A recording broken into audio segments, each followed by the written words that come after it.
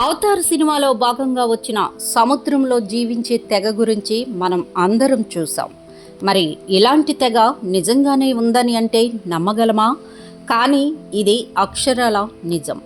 ప్రపంచంలోని చివరి సముద్ర సంచారులుగా పిలువబడే బజౌ ప్రజలు ప్రకృతికి, మానవ పరిణామ క్రమానికి ఒక అద్భుత నిదర్శనంగా నిలుస్తున్నారు. వీరి జీవనశైలి, శారీరక ప్రత్యేకతలు నిజంగా ఆశ్చర్యాన్ని కలిగిస్తున్నాయి. వీరి గురించి ఎన్నో ఆసక్తికరమైన విషయాలు తెలుసుకుందాం. బజౌ ప్రజలు ఇండోనేషియా, మలేషియా, ఫిలిప్పీన్స్ చుట్టుపక్కల ఉన్న సముద్ర తీరాల్లో నివసిస్తూ ఉంటారు. వీరు భూమిపై కంటే సముద్రం పైన ఉన్న హౌస్ బోట్లలో, సముద్రంలో కర్రలతో నిర్మించిన ఇళ్లల్లోనే తమ జీవితాన్ని గడుపుతారు.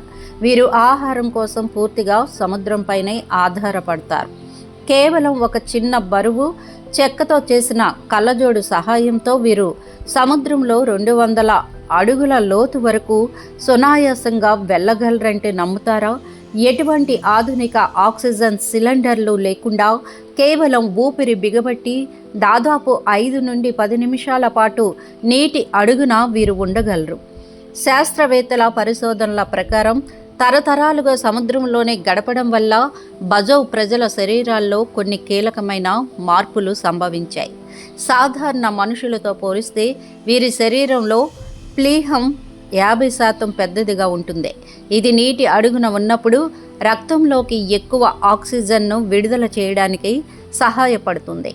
నీటి అడుగున వీరి కంటి చూపు సాధారణ వ్యక్తుల కంటే చాలా స్పష్టంగా ఉంటుంది. బజౌ ప్రజలు మానవ శరీరం పర్యావరణానికి అనుగుణంగా ఎలా మారుతుందో చెప్పడానికి ఒక గొప్ప ఉదాహరణ. మనుషులు సాధారణంగా గాలిలో శ్వాస తీసుకుంటూ భూమిపై జీవిస్తున్నారు. కానీ బజౌ తెగవారు మాత్రం దీనికి భిన్నంగా ఉన్నారు. వీరు సముద్రాన్ని తమ తల్లిగా, ఇల్లుగా భావిస్తున్నారు. వీరి అసాధారణ సామర్థ్యాలు ప్రపంచాన్నే ఆశ్చర్యపరుస్తున్నాయి. బజౌ తెగ వారిని సీ జిప్సీలు అని కూడా పిలుస్తారు. వీరు సముద్రంలో వేటాడటంలో ఆరితేరిన వారు. ఎటువంటి డైవింగ్ సూట్లు లేకుండానే వీరు సముద్రపు అడుగు భాగంలో నడవగలరు. సాధారణ మానవుడు నీటి అడుగున నిమిషం కంటే ఎక్కువసేపు ఉండటం కష్టం. కానీ బజౌ తెగవారు ఏకంగా 10 నిమిషాలకు పైగా నీటిలో ఉండి చేపలను వేటాడుతున్నారు. వీరి అసాధారణ డైవింగ్ నైపుణ్యాలపై కేంబ్రిడ్జ్ విశ్వవిద్యాలయ శాస్త్రవేత్తలు పరిశోధనలు చేశారు. వీరి శరీరంలోని ప్లీహం సాధారణ మనుషుల కంటే 50% పెద్దదిగా ఉండటం వల్ల వీరు డైవింగ్ చేస్తున్నప్పుడు వీరి రక్తంలోకి ఎక్కువ ఆక్సిజన్ విడుదలవుతుంది. 100 ఏళ్లుగా సముద్రంలోనే నివసిస్తుండడం వల్ల వీరి జన్యువులలో కూడా మార్పులు చోటు చేసుకున్నాయని పరిశోధకులు చెబుతున్నారు. వీరిలో చాలామంది పడవల మీద, సముద్రంలో నిర్మించిన కర్రల ఇళ్లల్లోనే నివసిస్తున్నారు. వీరు కేవలం నిత్యావసరాల కోసం మాత్రమే భూమిపైకి వస్తారు.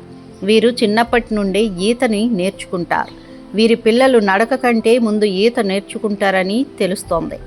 ఆధునిక ప్రపంచానికి దూరంగా ప్రకృతితో మమైకమై జీవిస్తున్న బజౌ తెగవారి ఉనికి ప్రస్తుతం పర్యావరణ మార్పుల వల్ల ముప్పులో పడింది.